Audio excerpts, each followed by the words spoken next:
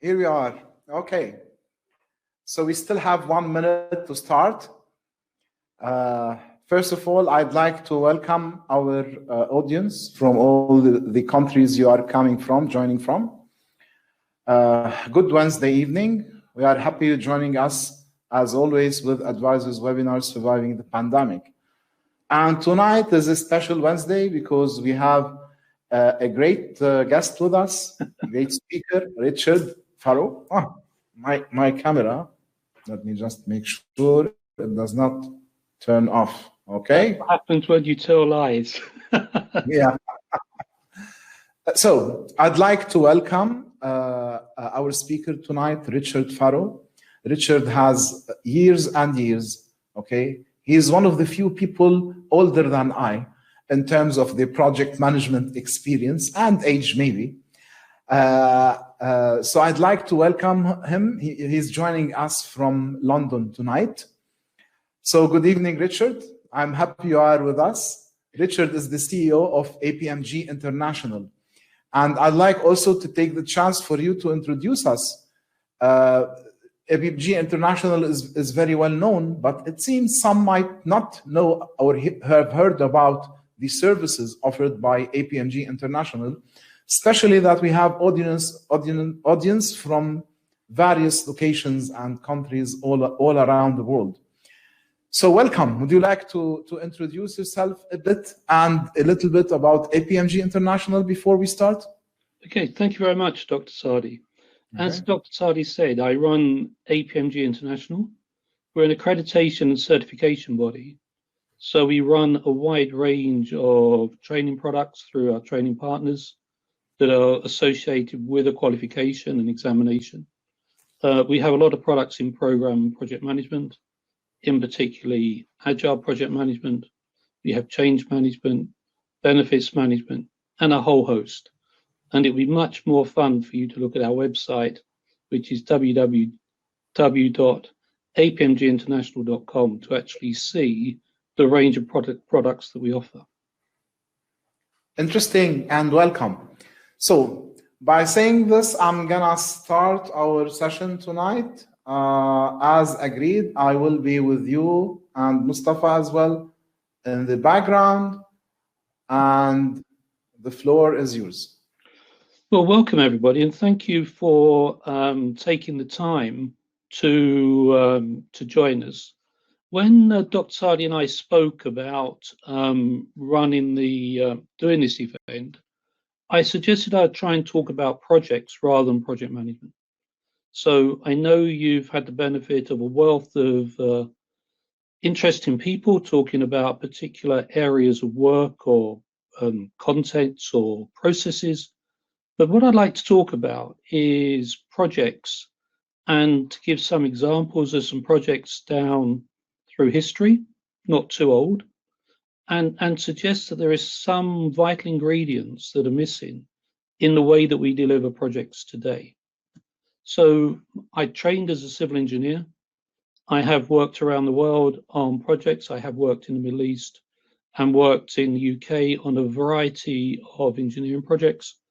And I run a company called APMG International, which, as I said, is a training and certification project. But what I would like to talk tonight about is, we're not visible enough as project professionals. We need to think more strategically about what we do. And I'd like to sort of share some personal views on projects and things that I think have been pretty interesting and relevant for the development over the last probably 100 years. So this is a poll. I don't know how we do a poll. Hopefully Mustafa can help. But I realize the slide actually has the answers on it, or has a range of them. So if you could go to the poll rather, and see what you think the answer to these three questions. The first one is, what do you think is the world's gross domestic product? How much money is spent each year in the world? What percentage do you think is spent on projects? And what percentage of projects do you think succeed? So I'll give people a few minutes to complete the poll, and then I will share with you the answers. Okay, Richard, I turned on the first poll. We'll give them maybe 30 seconds because they are entering the data, and you can see the result if you press on the polls on the right. Because when I run the second poll, the first one will be reset. Okay? So try to write down or remember, if you like, some of the percentages you wish to discuss, or discuss them directly as you wish. No, that's fine. Okay. I believe it's almost stabilizing. So almost everybody answered. Okay, so for people who completed the poll, the majority of people are either 50 to 60 billion or 80 to 90 billion. So it's the two extremes that people have gone for. So let's move on to the next poll then. Richard, your audience, 42% said over 100. 14%. If you press on the polls, you're gonna see the results. Yeah. Okay, 40% over 100 billion. That's interesting. Yeah. Okay. Okay. When you like, I can reset and go to the second. Let's go to question 2. Okay.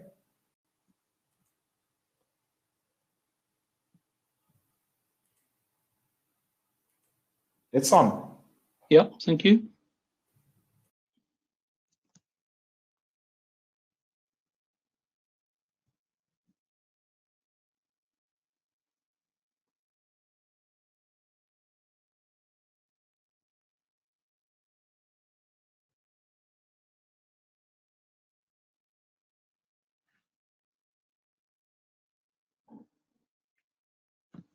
Okay. So the majority of people have suggested that between 40 to 50% of over $100 billion is spent on projects. Now, just think about that. That means people on this call, on this webinar, are responsible in part for spending something like $50 billion a year if we go with the consensus view that we have among the audience. Could we go to question 3, Saadi?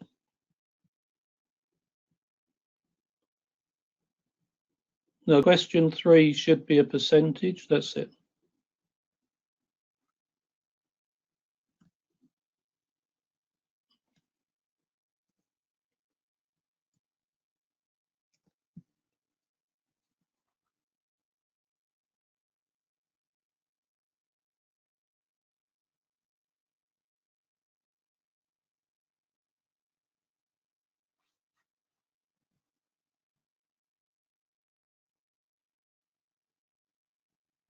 Interesting. Well, there's a consensus that somewhere between 20% and 50% of that 50 billion is wasted. So, if you look at that in terms of our view on how well we're doing, then I would suggest that as a profession, we're not doing very well. So, if we can move on, we can look at what the actual numbers are. Saadi, how do I move to the slide? Saadi, how do I move to the next slide? Yes, Richard, below the deck, there is the next. Yeah. So global GDP before we were struck by COVID is about $80 billion. And this is an interesting chart because clearly it shows how it's split around the world. But for those of you who are around the $80 billion, then that certainly is the current latest numbers for global GDP. Annual project spend is very, very hard to find. Somebody on the call may have better data than this, but based on my research through Google, it suggests that something like $4 to $9 trillion is spent on infrastructure. About $4 trillion is spent on IT, and about 10 to $14 trillion is spent on construction. So the total spend is about 20 to 25 trillion. Sorry, I meant trillion before, I think I said billion. So about 25% of global GDP is actually spent on projects. And a lot of that is wasted, not quite as much as the consensus was among the poll, but according to PMI, about 11 to 12% of project investment is wasted due to poor project performance. I think that could be a skewed, a biased number, because that's likely to be a view of people who know how to manage projects effectively. The Standish Group suggests over 30% of IT projects are classified as failed, abandoned, or cancelled.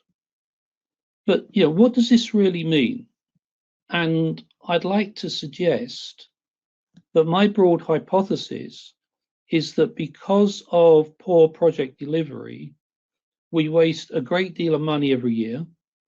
So if we assume that we waste, say, 15% of that 20 to 25 trillion, then we're actually wasting about $3 to $4 trillion a year. If we could improve that project delivery by a third, then that would save about $1 to $1.25 trillion. And if that saving was then profit for the private sector and paid in taxes, then that would generate an extra $240 to $300 billion of tax revenues each year. Now, I know that's fairly unlikely. This is used just as an example to, let's say, put forward a hypothesis. It's a radical thought that that money will be paid as taxes. But if it was, then according to the research from the World Economic Forum, and indeed from Bloomberg or UN, that saving would either end global hunger or it would help halt global warming. Now, I believe that those two things is clearly well worth getting out of bed in the morning for and well worth working towards. So just to put that into perspective, if as the project management community, we can actually improve our delivery by a third, then the taxation of the saving would end global hunger or halt global warming. Now, I don't know what anyone else thinks of that, but that's not a bad ambition.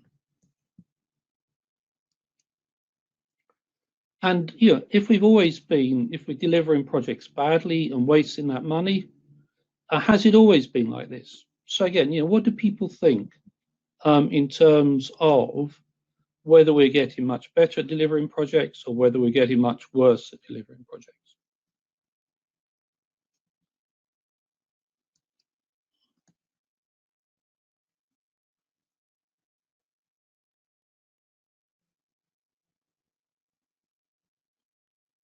Okay.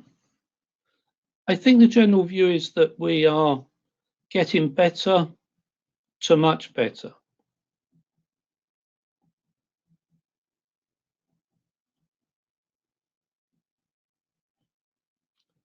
Yes, I think it's stabilized at better to much better. And I would agree with that. I don't think there's any real evidence because, as I say, it's very hard to find any real statistics that show true delivery of projects over the years. But I think with the tools and techniques and the training that we now have, I think we are getting better. But one of the things I think is missing, which is really what I want to talk about through my presentation, is that we're losing the passion for what we're doing. We're becoming much more managerial rather than entrepreneurial. So it's really better at delivering, but where is the real vision? Where are the real visionaries? And are they actually involved in the execution? So I would suggest that although we're getting better, project management isn't enough.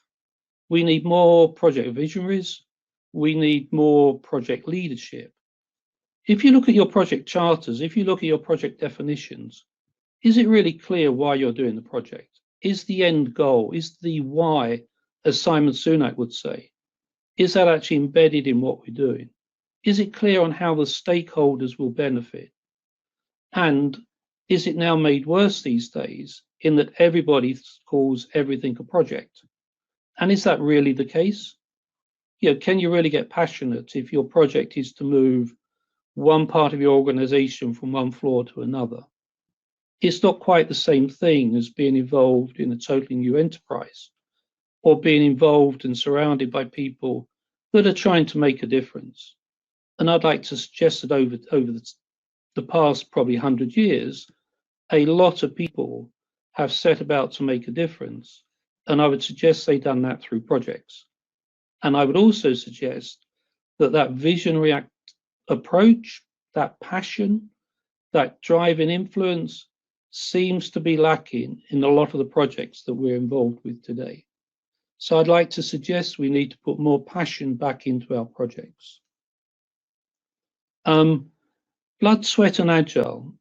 I would suggest also that agile isn't a new concept. It's very important, but it's always been with us. It's been with us as long as people have been iterating and manufacturing. Maybe the names have changed, maybe what we call people have changed. But there are very few innovators that I've researched, that I've found, who will call themselves a project manager. But in our terminology, they probably were a project manager, as they did deliver a few examples to share with you. So my next poll is, and this is free text, who invented the aeroplane? So if people could use the chat box just to sort of share those views and on who you actually think invented the aeroplane. And I just wait a few seconds while people have a go.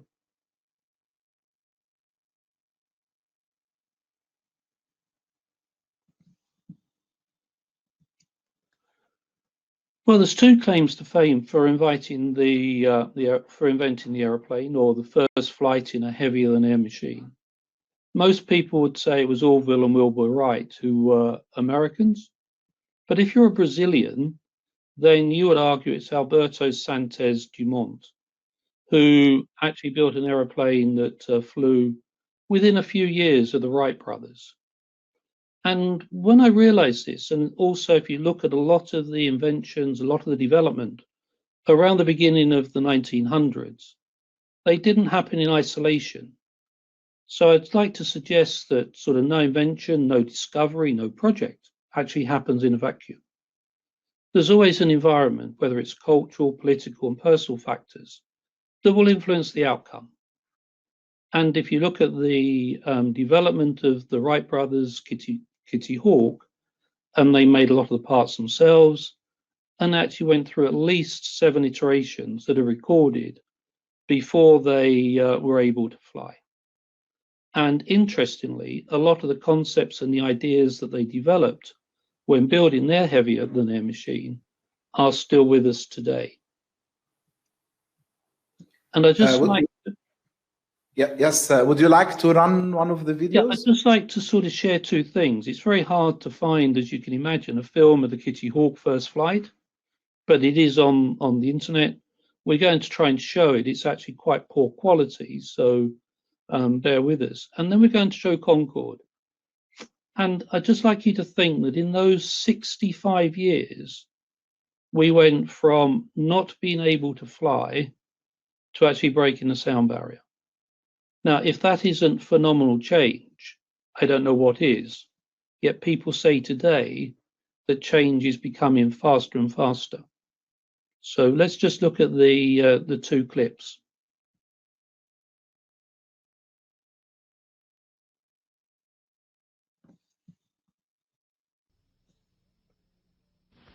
The most famous photograph in the history of aviation, the Wright brothers' first flight, December 17th, 1903, near Kitty Hawk, North Carolina.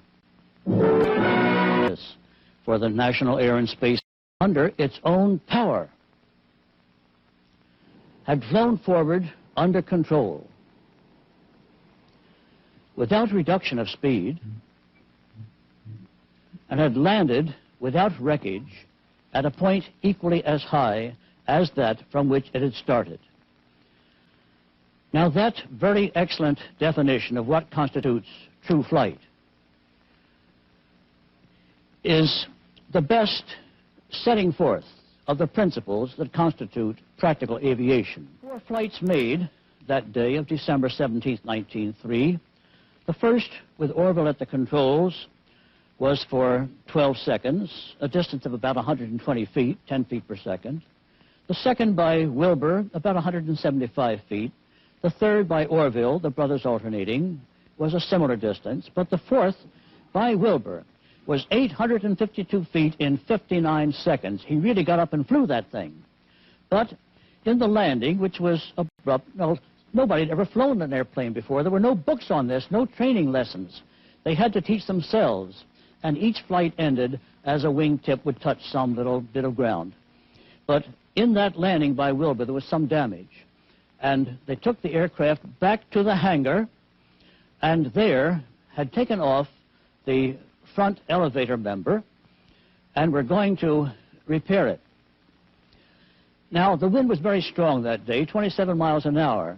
And as they were talking about the flight and working on this repair, the wind got under those wings, and all of a sudden the aircraft was raised up and then over and then over and over and over, just like a box kite with a broken string. And it was impossible to repair it at that time, so the brothers decided to pack up and go on home in time for Christmas. But first, they wanted to send a telegram to their father. In fact, they'd planned to fill the gasoline tank all the way and fly over to the telegraph station. But they walked over, and there they did send this telegram. Success. 4 flights Thursday morning, all against a 21-mile wind, actually 27. Started from the level with engine power alone, average speed through the air 31 miles. Longest 57 seconds, really 59. Informed the press, home Christmas, signed by Orville Wright. In the summertime.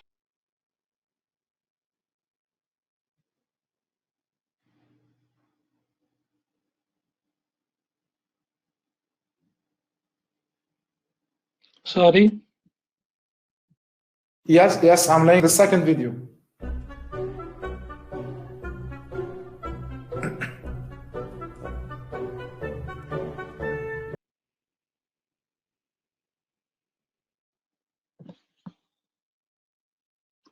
Thank you. So I suppose the story for me here is that within 65 years, we went from not being able to fly to breaking the sound barrier. And in the intervening period, we also put a man on the moon. So it would be impossible for the Wright brothers to even conceive what it is that flight could lead to. But in that period, there were clearly lots of innovations in aeroplanes and clearly in flight, in space travel. There was no single plan over that period. Lots of organizations took those concepts and they delivered something that was appropriate for them, appropriate for their market. And together, that culminated in breaking the sound barrier. But as these clips said, was Concorde a success or was it a failure? It was certainly a success in that it flew, and it flew faster than speed of sound. But it was overtaken by events as you look around. At the time it was flying and wide jets came in, people wanted lower prices, and basically it was the wrong product for the market at the time when it was launched. And it also lost a lot of money and was a long time over schedule. But I would defy anyone to say that it was not an extraordinary project, and it was a wonder to behold if you ever had the opportunity to see it flying. But in that period of 65 years, then clearly there was a huge step forward from not being able to fly to being able to fly on Concorde. And I would suggest that all of that was delivered through a series of iterative projects done by many organizations that, as I say, led up to Concorde. And it's not just in aeroplanes. If we look at the Model T Ford. Now, Henry Ford's vision was to build a simple, reliable, and affordable car. And when he launched it in 1908, the Model T cost $825. It reduced in price every year up until the year 1920. And the reason it's called the Model T is because there were 20 iterations. Yeah, it was an agile development, if you like, but 20 iterations before he arrived at a vehicle that he was able to bring to market and to sell. In order to bring that to market, he also developed and invented the assembly production line, which clearly is in common use around the world today. Allegedly, if you look at the research, Ford also considered battery power for the Model T, and he couldn't do it because the batteries were too heavy. And here we are over 100 years later, looking at battery power to drive our vehicles. But without his imagination, and without his drive, and without his commitment, then, you know, the beginning of motor cars, the beginning of automobiles, probably wouldn't come about. And I would argue that although it looks a very, very historic car, which it is still very recognizable as a car. But it has evolved and developed over the years. But it was really established and driven by the passion of one man and a vision to bring that affordable, simple, and reliable car to the market. A very simple, everyday product. And I think most people have seen or used WD-40 if you have any creaking hinges. It was developed in 1940, but the breakthrough came in actually creating putting it into an aerosol can so it could be used for domestic use. It's WD-40 because it's the 40th formula of water displacement. Now, were the people involved in the first flights, the first motor cars, the development of something like WD-40? Were they project managers? Were they inventors? Were they engineers? I don't know any of them have been called a project manager, but I would suggest that they were actually trying to bring their concept to life, to take it from a plan and an idea through to a successful launch and into everyday use. But the people with the ideas were deeply involved in the work and deeply involved in iterating and refining it. So in my terminology, I think they were visionaries, they were strategists, they were implementers. And I think that's what we're losing today. On a lot of our projects and a lot of our programs, we don't have that visionary or strategic view. It's much more routine execution. And I think I would argue that we need more visionaries and more strategists in a project role, in a project leadership role, if we're actually going to solve some of the problems that everybody faces today. So another quiz, some thoughts for you. You know, if we look at the infrastructure of the 21st century, you know, when do people think Silicon Valley started? When was the first public GPS? When was cloud computing invented? And when was the World Wide Web invented? Please feel free to use the chat box to sort of put forward some thoughts or ideas, comments, to share with the rest of the group.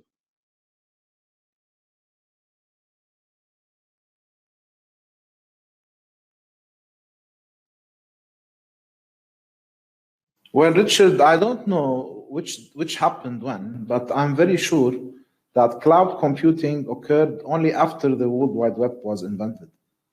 Well, we will find out in a minute, Saadi. Okay. So these are the dates. Silicon Valley started in the 1940s. Public GPS was in 1994. Cloud computing was 1960s, and the internet probably 1989. And I will just go on a few slides and sort of give a little bit of background to that. But again, if you think about the importance of cloud computing and the internet today, it's very hard to think that they were developed or invented between sort of 60 years ago and 40 years ago. Silicon Valley was developed in the 1940s, 1950s. One man actually came up and conceived the idea of Silicon Valley. Frederick Terman, who was the dean of Stanford Engineering School. And he was struggling with a problem. His problem was how to solve unemployment, because clearly it was a pretty sort of grim time around the world in the 1940s, 1950s. Out of the university, he encouraged Hewlett-Packard to set up their own business in Silicon Valley. And we know that clearly they went on to develop one of the most successful computing companies, certainly of its time. I'm sure at the time lots of people didn't succeed, and there was as many failures at that time as there are today. But the important thing for me for what he did was to build an environment. He created an environment in Silicon Valley that would enable engineers to flourish. And out of that came lots of innovation. Initially, that was funded by US government, particularly US military. But the concepts of what those people did in the early days of Silicon Valley clearly come through into the computing as we know it today. And the quote on the slide from Frederick Terman was, he set out to create a community of scholars in Silicon Valley. There wasn't much there, and the rest of the world looked awfully big. And one would argue now that the rest of the world is in Silicon Valley. So one man's vision actually created the whole concept behind Silicon Valley, encouraged other people to come in and sort of get it off the ground to what it is today. And just think for a moment, where would the world be today if it hadn't been for Silicon Valley? I've called these four individuals the revolutionaries, four revolutionaries, or the founders of the digital age. And they don't look very digital or very high tech, with the exception probably of Steve Jobs. But Ronald Reagan, when he was the president of the United States, made GPS freely available. So it currently existed as a network of satellites for US military, and he offered it to the world as a common good to allow people to use it for commercial endeavor. The public GPS was launched in between 1989 and 1994. And the value or cost of it at that time was about $5 billion. But just think of where we would be if we didn't have GPS basically for free. And we owe that to Reagan. Tim Berners-Lee, who is credited with inventing the World Wide Web, was a researcher at CERN laboratories centered in Zurich. And he was frustrated. It was an act of desperation to link hypertext to the internet so he could share his work. Now, most of that technology existed. So he didn't actually invent it, but he brought it together. So again, people were working on similar things at the time, and he assembled it so that he could provide information, share information with his colleagues. When he was at MIT in 1994, he then founded the World Wide Web. But again, he made the idea free, no royalties, no patent.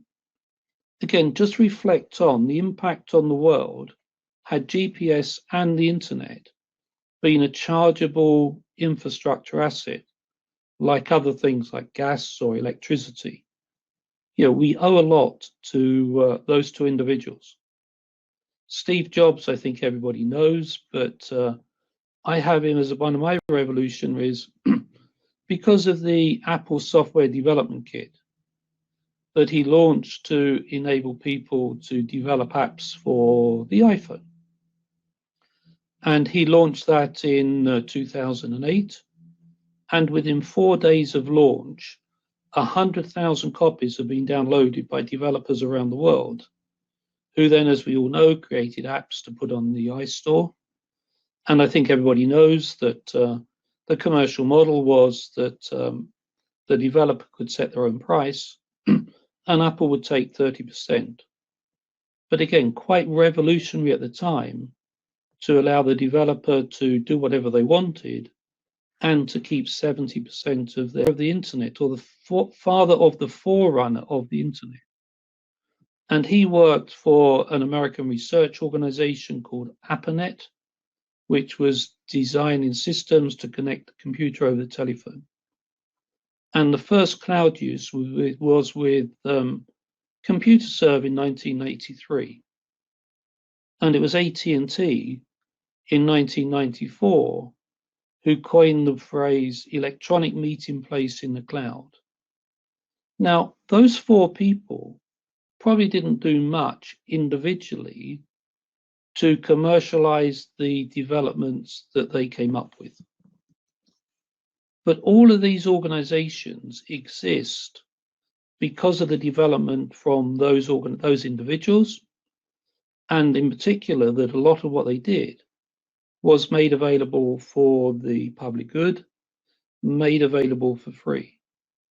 And it's very hard to conceive a world today without the firms on the slide, but none of them would have actually been able to develop the infrastructure that they use if they'd had to build it from scratch.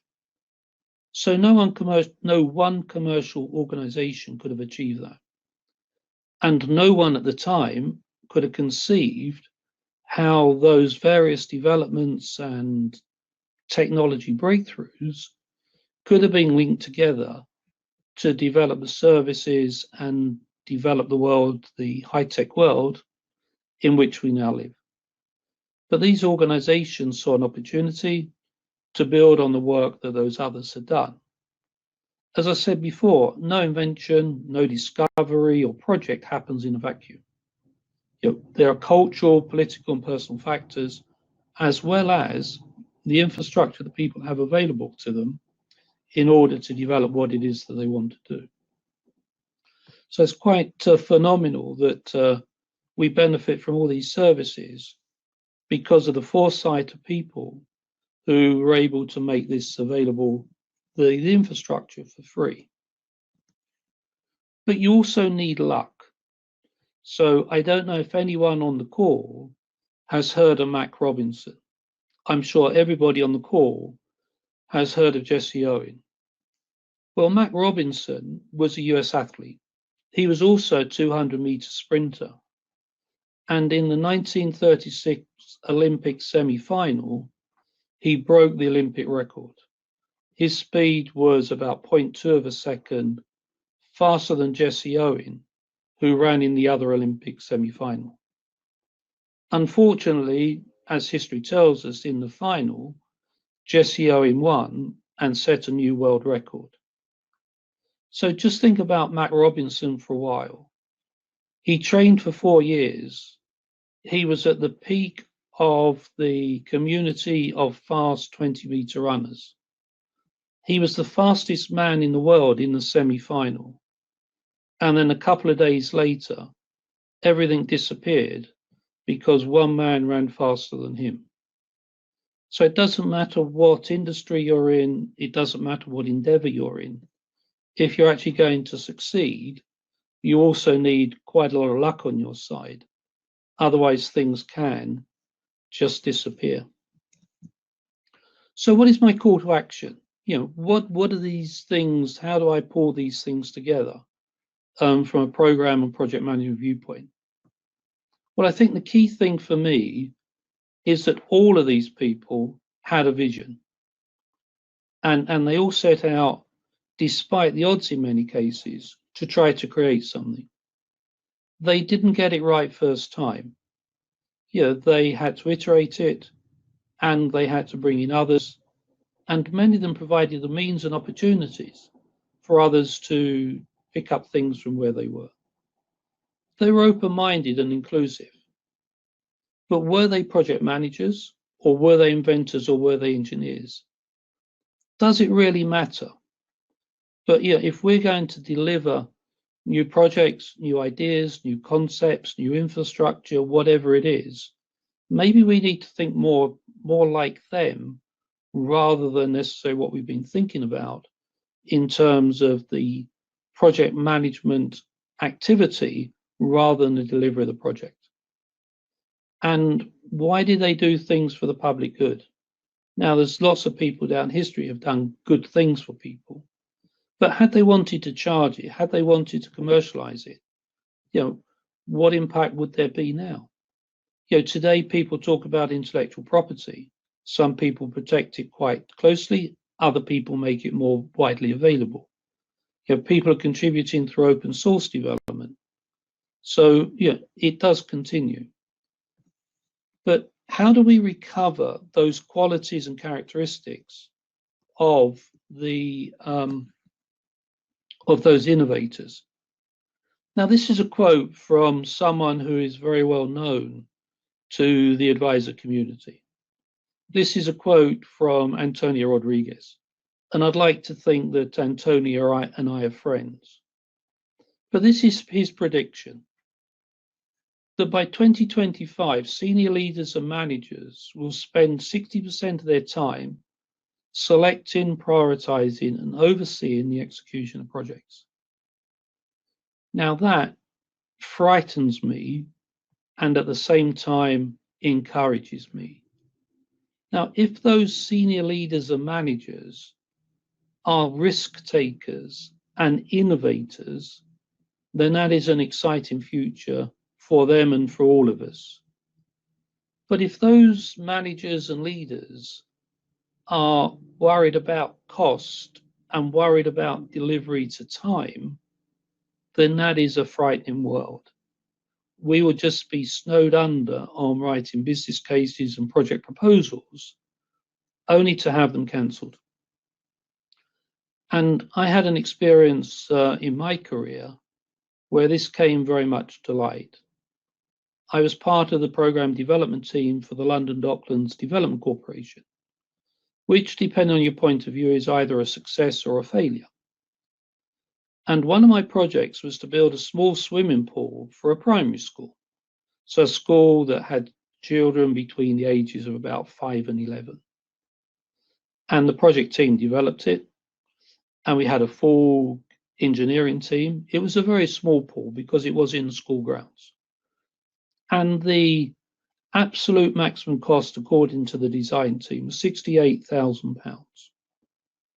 When the tenders came back in from the contractors, the lowest tender was £120,000. So clearly, the finance director, the finance team, refused to fund the project because it was nearly 100% over budget. But when I pointed out to the finance director that the purpose of the project was to prevent young children drowning, because we were surrounded by the River Thames, and the pool was clearly designed and expected to teach young people to swim. Then he gave me the money, because all of a sudden the purpose and the why of the project was about that outcome of children not drowning in the river. I think he was encouraged to pay it when I suggested he would have to appear on television, on the news, to explain why the first child on the Isle of Dogs drowned. But at times you need to sort of encourage people to make the right decision. We are moving to a world where all of the research suggests that what we do has to be human-centered. Clearly, lots of successful organizations are working on user experience and user-centered design. I don't suggest for one moment people should benchmark themselves against the big tech companies. Very few organizations have the resources or indeed the talent to compete and to be as good as them. But I think we do need to look at this human-centered aspect about the projects of which we do. Now it is customer is king, but can we define the customer? We are in the age of the customer based on research by Forrester. Empowered customers are changing markets, they're changing the world. We can see how people are starting to stand up and say there has to be a change in emphasis on the way we deal with whether it is green energy, whether we deal with global warming, whether we deal with unemployment. We need to involve human dimensions, the human perspective when we define and deliver our projects. Now, I don't think we've ever not considered the end user or not considered the individual, but I think it is becoming more and more mainstream. I would suggest that Henry Ford's view of making his car was to make it affordable and easy. He didn't go very much for customer surveys, because I think he famously said, if he asked his customers what they wanted, it would be a famous horse. And I think Steve Jobs famously said he didn't believe in market research. But I think the concept of human-centered design and putting the individual at the heart of what we do is very important. But in order to do that, we have to cooperate and co-create. We have to put together sort of production and consumption. We need to work more collaboratively. And we do need to think about the service or the delivery is far greater than the individual product. So if we're going to achieve this, if leaders and managers are going to spend 60% of their time prioritizing projects, then we need to make sure, they need to make sure, that we have the conditions for success. And I'm not talking about the traditional PPM conditions of time, cost, resource. One would expect that they are a given. They should clearly be available to us for whatever the project is that we're going to do. Now, what I'm really talking about is the passion, the determination, the necessity, the optimism, the persistence, the perseveration, the focus on what it is we're trying to do.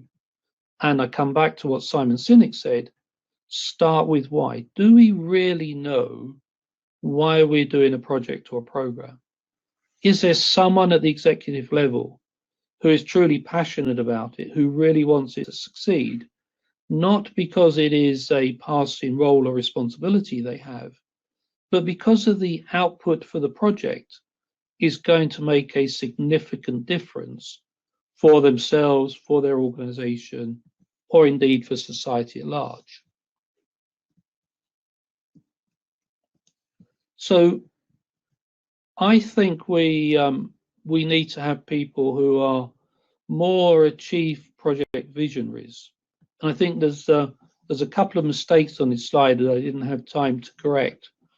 But the project visionaries are people who are driven by passion, who really want to deliver and see the output from whatever it is that they're actually involved in and driving forward. They need to link their business strategy to the customer. They need to accept that some problems can't be solved, that we would like to think we can overcome things, but we need to find a workaround. We may need to settle for something at that time that may be less than perfect, but it helps us drive towards our overall goal. And I come back to it, understand there's many, many other factors that need to be considered that will influence the outcome of that single event. But fundamentally, ask why we are doing this. Be more courageous to actually have that answer on what it is, why are we doing it, what is the expected outcome from our project. Clearly, the amount of waste that we have is unsustainable. We need to do something so that we can actually deliver things much more effectively. We need to do the right projects, and we need to do the important projects. But we need to start to change ourselves. We need to think about ourselves. And I think the quote from Mahatma Gandhi was, if we could change ourselves, the tendencies in the world would also change. I think that's often shortened to be the change. But if we don't start to get the people we work with, our colleagues, our sponsors, our clients, to really focus on that outcome, that vision, and the purpose on why we're doing the project, then I think we can't blame anyone but ourselves if there are no changes. Because if we don't do that, who will? So we do need to be more engaged. We need to take the lead. We need to change the focus so that we're focused on service rather than features. I think we need to change the conversation that we're engaged in, move away from scope and schedule, even budgets, and talk about outcome, talk about why we're going to do the project and what are the greater benefits it's going to deliver. Clearly, we've got to be data-led. There's a lot of data around these days, and I think data-driven project decisions will be a key thing of the future, because it will take a lot of the guesswork out and a lot of the emotion out about how well we thought we did things to move us in a new direction. But fundamentally focus on what matters, be more reflective and share knowledge. I don't think there's enough chief project officers or visionaries. Very few companies have project management represented at board level. Clearly the companies that are project orientated, do projects for a living, have those people. But why aren't there more people in the decision-making roles influencing what projects we're doing and why we're doing it? We know we can do this.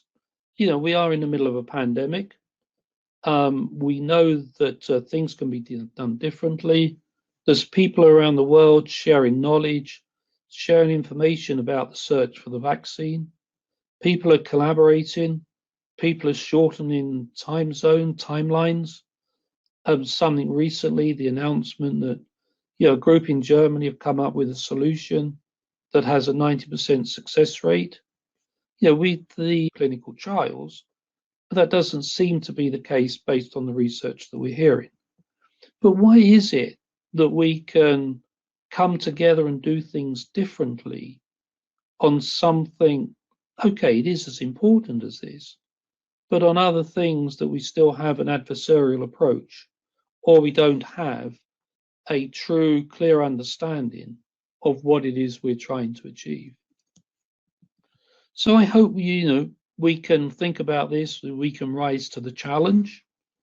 It will be good if we could become more effective, if we could deliver more cost effectively, if we could cancel or avoid failing projects by being more outspoken at the beginning so they don't even get started, that we recognize that they're going to be a challenge, that we can look at more innovative ways of working so we can do more with less.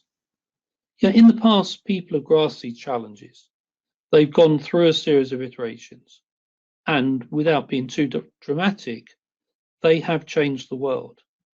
They have changed the world through projects, they've changed the world through iteration, and they've changed the world through that visionary leadership. So the challenge is, can we change the world of the future? Because the world of the future looks a scary place. If you look at the UN sustainability goals, there's 17 of them, and the UN estimate that it will cost between $5 and $7 trillion a year. Go back to that earlier conversation about 40 minutes ago, where we waste about 300 billion a year through bad projects.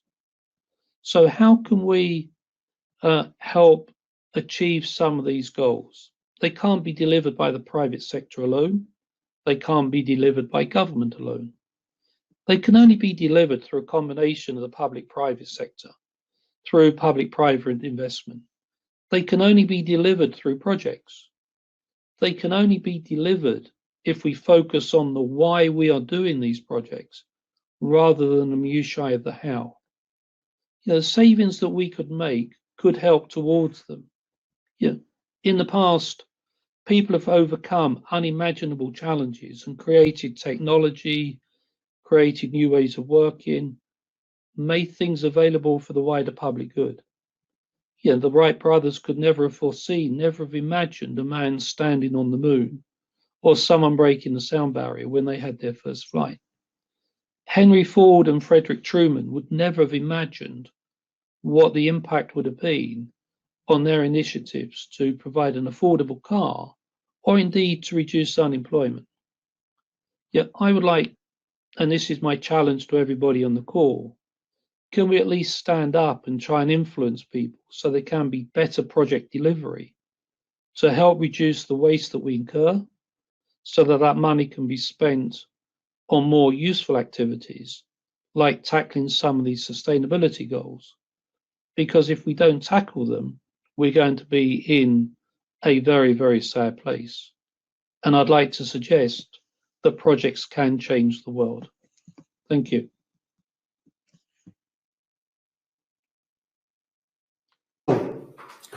Quite interesting, Richard, perspectives. We have a couple of point of views. You might have raised something controversial here. So before we start,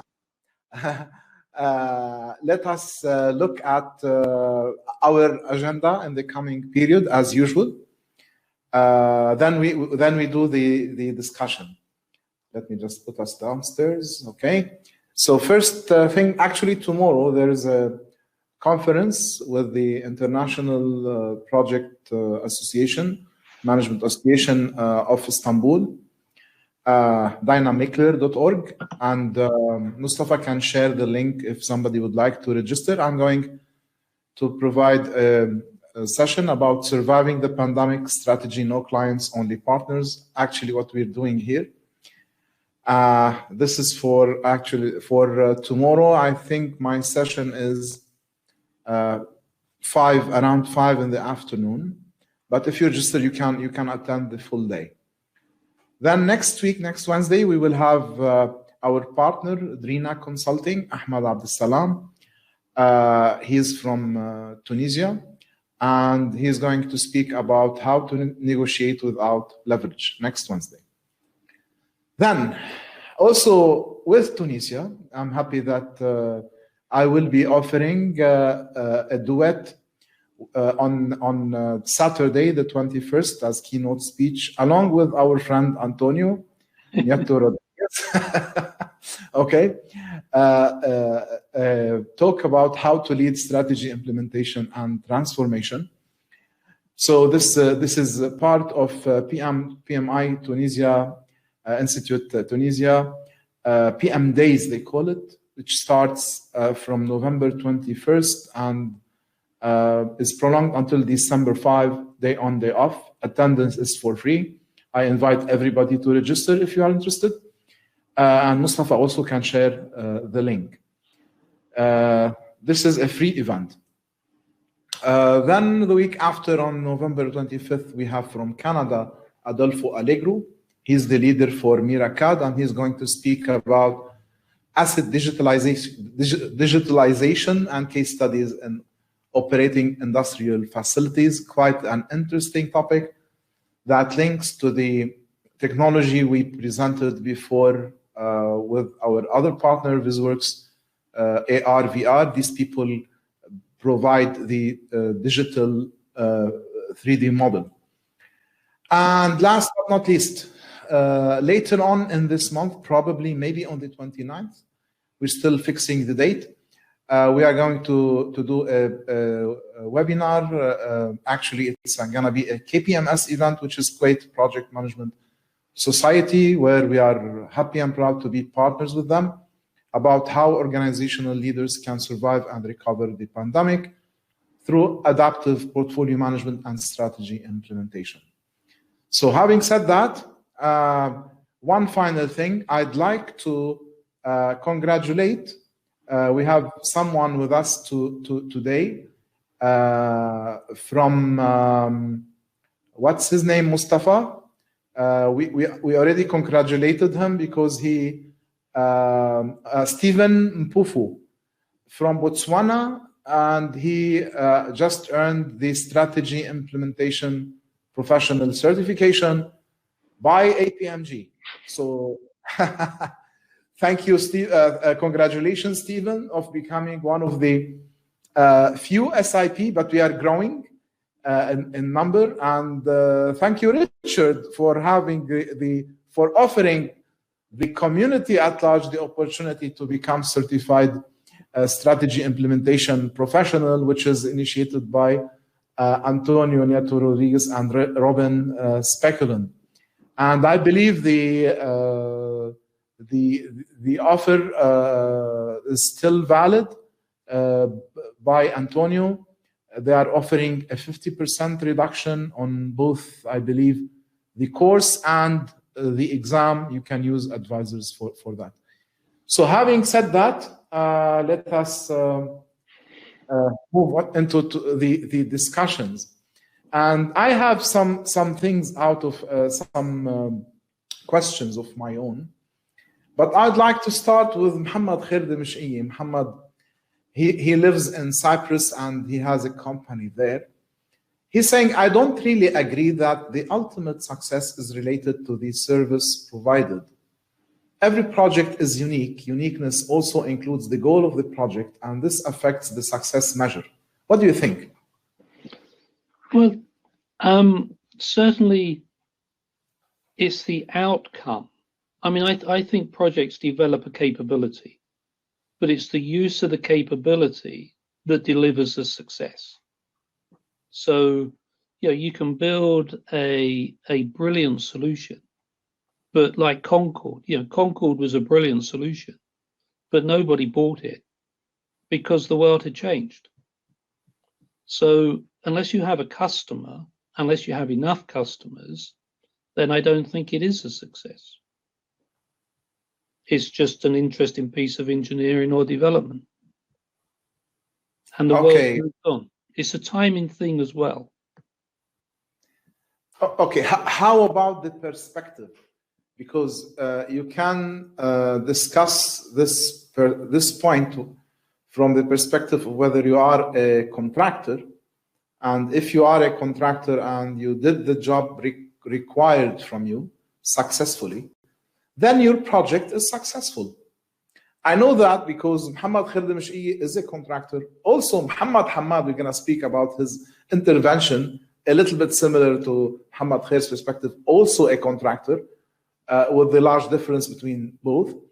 And a contractor can be successful based on delivery on time, budget, quality, scope, etc. But what you're talking maybe about, Richard, is the perspective of the owner. What will he do with this product or service? Yep. What do you think? Well, I agree that if you look at the supply chain, yeah, if success for you is making a profit, then I agree that if you make a profit and you get paid, then you have been successful. I can understand that. I think I'm suggesting that can't be what it's all about. There has to be a greater purpose than just doing and I don't mean to be rude to the people that ask the question, because I'm sure they wouldn't do this, but there's got to be more than doing the minimum amount of work you can within the specification to get paid to make a profit. There has to be a greater purpose, surely, on what we do.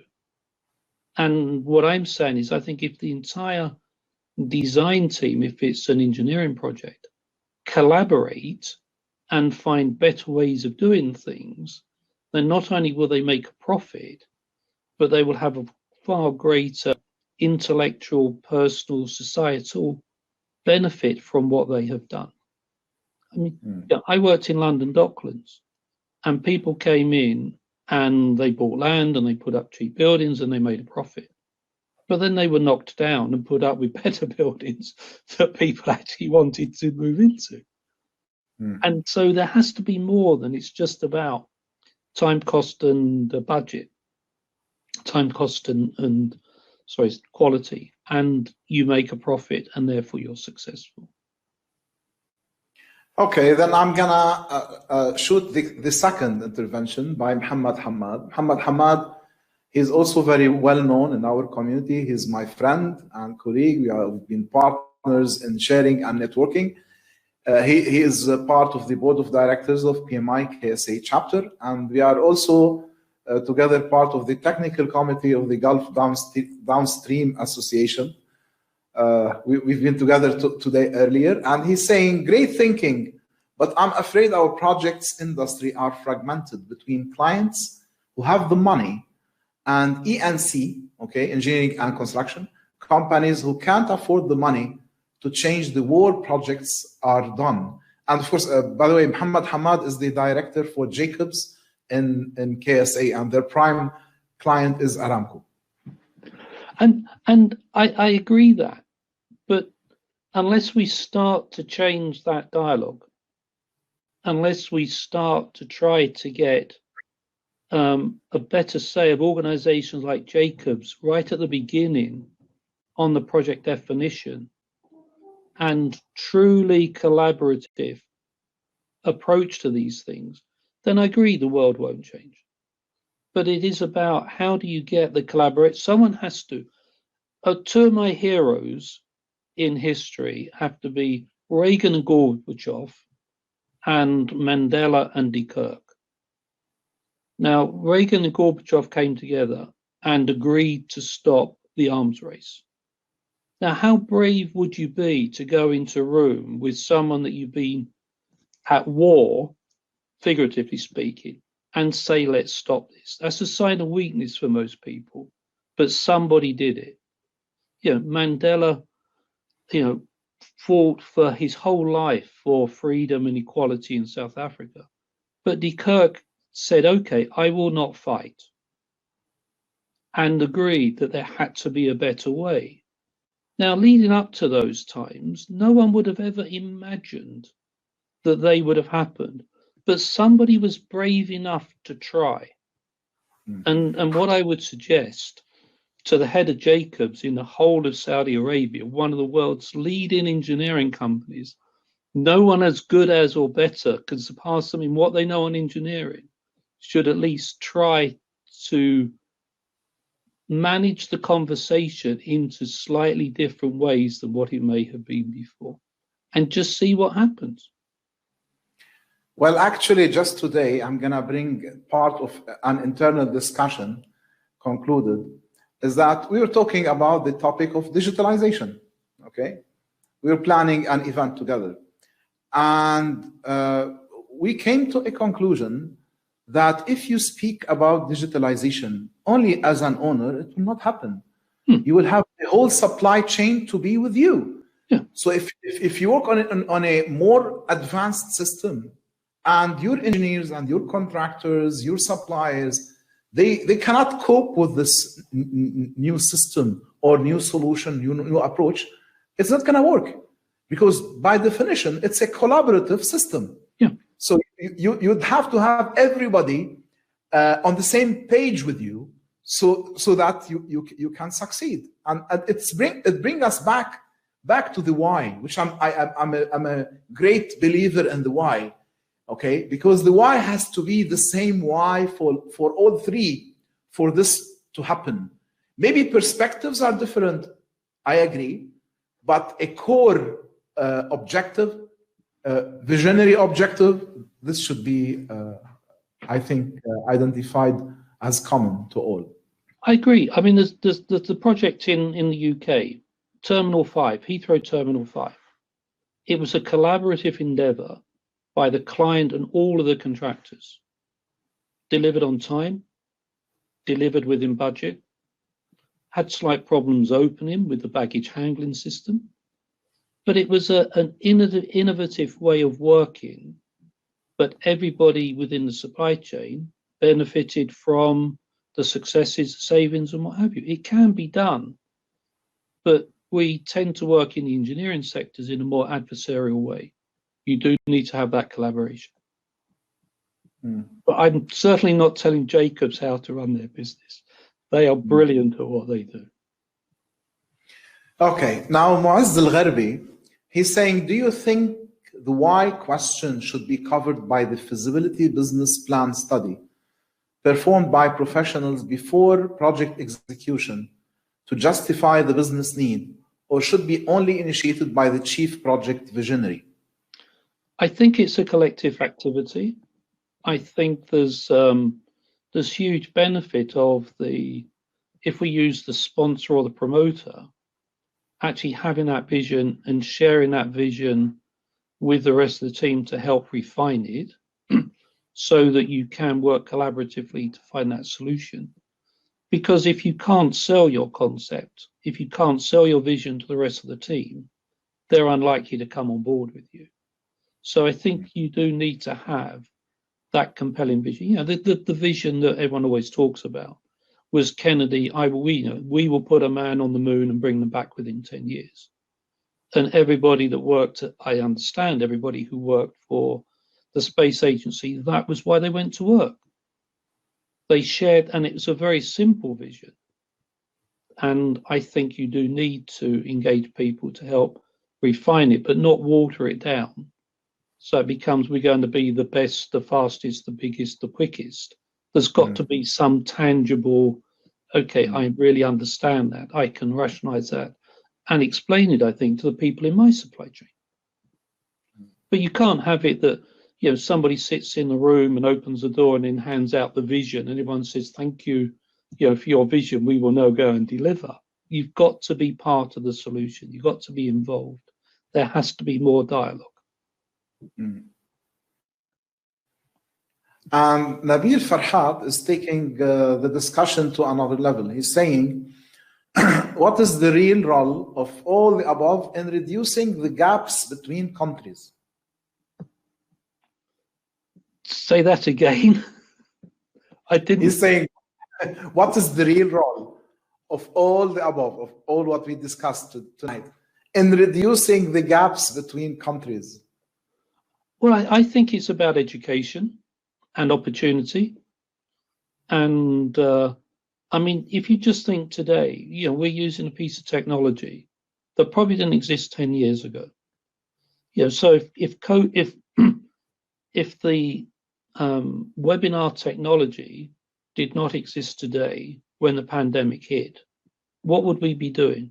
We would still be visiting people, we'd still be meeting people, and there will be a greater loss of life. So there's no reason why these days anyone can contract with anyone in the world and give them that opportunity. That technology transfer without strings. You know, where is the open source for the development of physical infrastructure?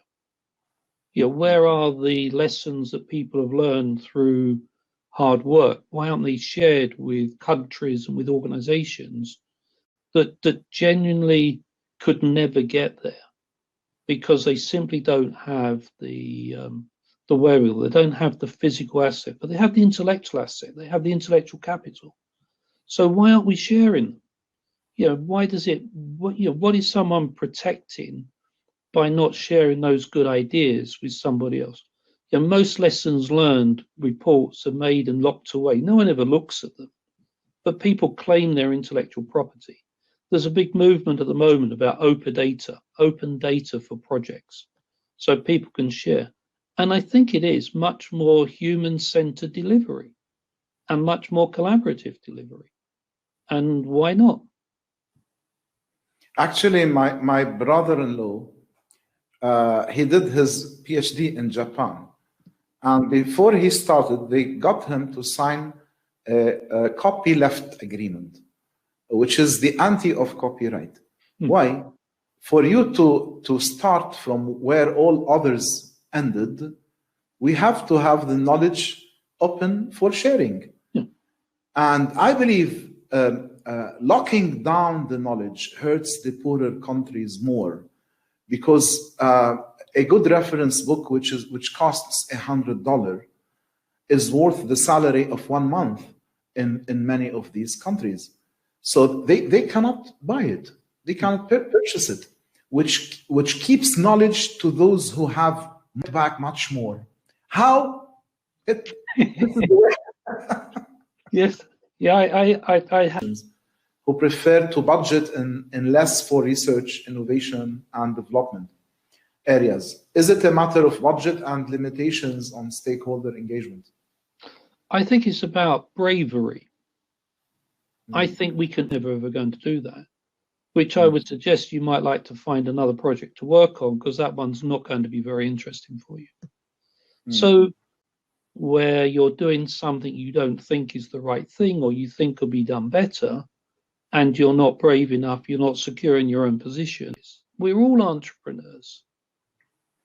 Well, actually, we are consultants, and we've always faced this dilemma. and we reach a point whereby we have to measure the money we will take. If we insist that let us do this is better, efficiency better, something like that.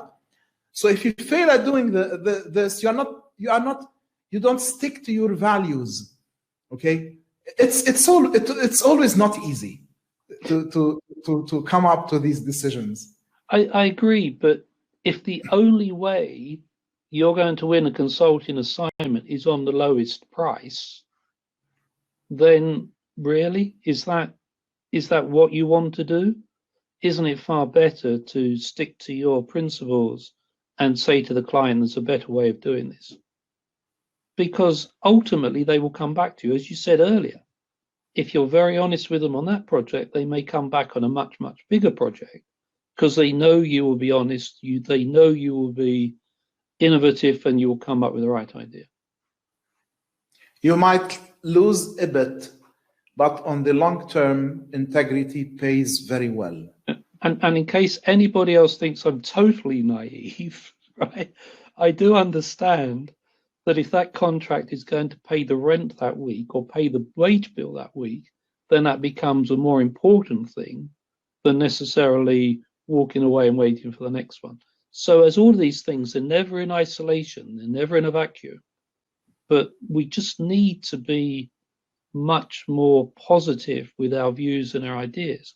Otherwise, what's going to happen? We're going to run out of fuel. We're going to have global warming, global hunger will get worse, and those things, unless we start as a society, as a global society, to do things differently. And you can only start with yourself. There's a note from my dear father, Noor Adra.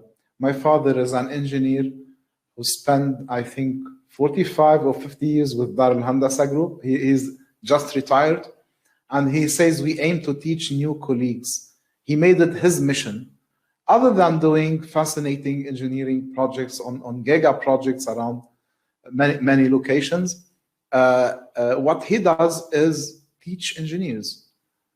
The other day he had operation, and several of the young engineers came and visited him at home with chocolate and whatnot. So to him, this pays back much more than many other things. To help educate, teach, sponsor young people who are eager to learn, I believe this is a great mission. I agree.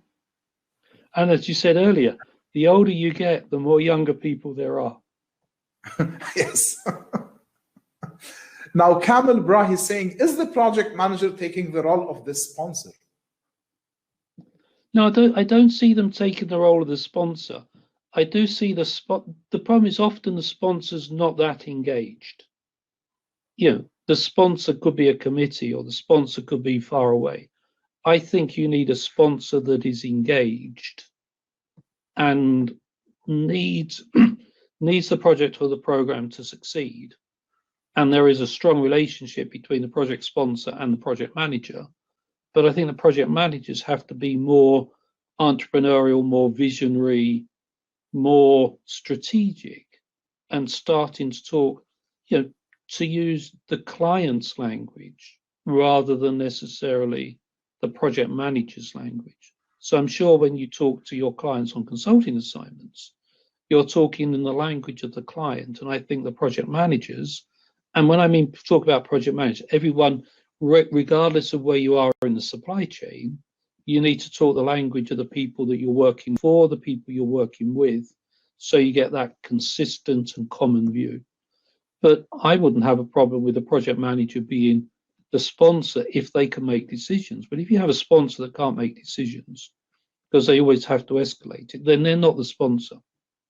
Exactly. I believe one of the things we're going to tackle in 2021 is sponsorship and sponsoring. A very, very vital, important thing. The other day I had a discussion with Badr Bourchet, who won the PMO Global Award Leader of the Year. He is a leader of PMOD of Aramco and president of PMI-KSA chapter. One of the beautiful things within our talk, he shared how Aramco have the sponsor discipline. managers are assigned. I believe this is a future talk. I'm gonna finish with the last note or question from Nawaf Al-Ahmadi. Also, Nawaf is my friend. He's from Marafiq and also part of PMI KSA. He's saying, thanks, Richard. I'm really confused. If the project met the schedule, quality, cost, stakeholder satisfaction, and the performance to business case, then it is a successful project and deemed to materialize the benefits. Then how can we call it a failure?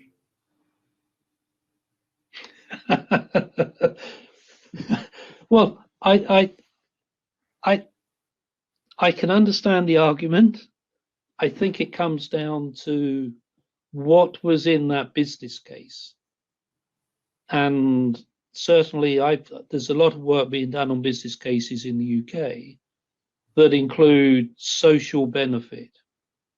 So, what is the value of that business case to the organisation that are going to be affected by it? And there's quite a lot of work being done in New Zealand at the moment.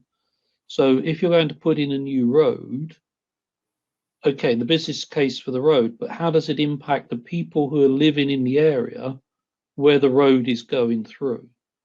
Now, and are they going to benefit from that investment? So are they going to be employed to work either on the road or the thing around it? So I understand that if it's delivered in accordance with the business case to time, cost and quality and all of those things, it is a success. But have you taken into account all of those other factors that are going to be affected? Maybe slightly remote stakeholders that you don't worry about because they're not on the classic stakeholder engagement map. And it's how wide do you build that? And I'm not suggesting for one moment every business case needs to think about the entire world, but there are some obvious things about if you're going to build. We have over in the UK HS2 as a railway. Right now, does the business case take into account the negative quality of life it's going to have on people living alongside the railway, or does it just take into account the economic benefit of having a railway? And it's really what do you include in it? And so if all of those things are included and it's delivered on time and everybody's happy, I would agree that is a major, major success. Okay, so by this, I'd like to end our discussions for tonight. I believe the last point raised by Nawaf and by yourself falls into perspective with this session we offered with Stephen Jenner. Our friend Steve, he is the author of Managing Benefits, and he worked with New Zealand, Australian, and other countries on managing benefits. The whole idea about managing benefits is not to try to look for benefits for an existing initiative or concept and try to justify why this concept is important or efficient, but rather to think from a portfolio perspective and do a proper case study and look for alternatives whereby the best alternative that realizes the actual needed benefit will win, even if it was not the original idea we started with. And he spoke that when you have 10 out of 10 business cases all approved, this means you are not looking for the best, most optimized solution. I think also we need to cover later on in 2021 how to write a better business case. These are all quite important topics to cover. I agree. So, yeah. Stephen Jenner is one of the few people I know who would tell the sponsor or the promoter that their business case did not make sense, and he wasn't willing to support it. So he did put his neck on the block many, many times when he worked in government to reject cases that simply had no grounds for passing. He no longer works for government. Yeah. So, any ending notes you'd like to share with us? No, thank you very much for the opportunity. As I say, I have no silver bullet, no magic bullet for managing through the pandemic. I do have some views about, as you can tell, we need to get the personal element back into projects. We need to get collaboration back into projects.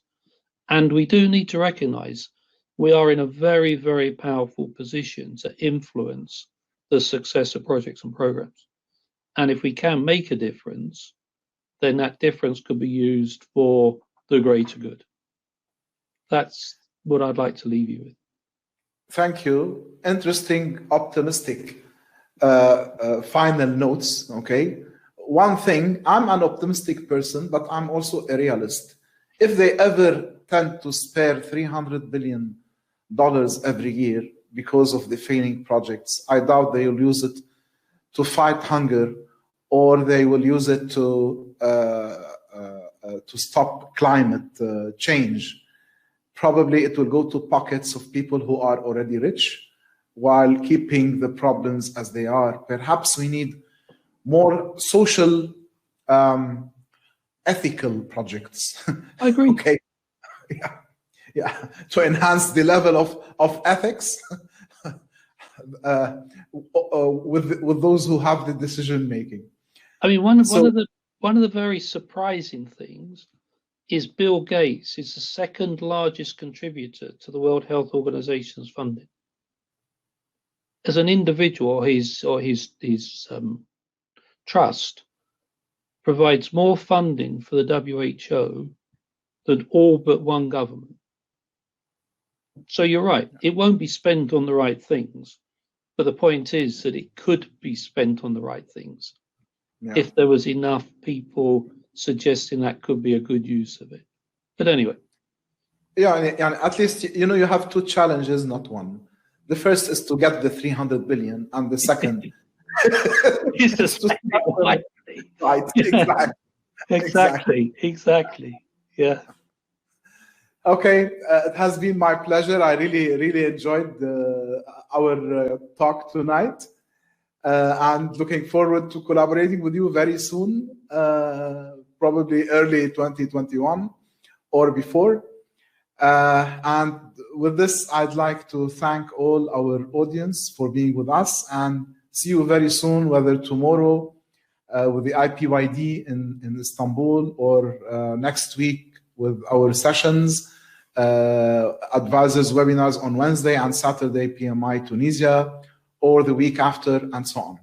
Until then, stay safe, and thank you for joining us. Thank you. Thank you for listening to me. Bye. Thank you. Bye-bye.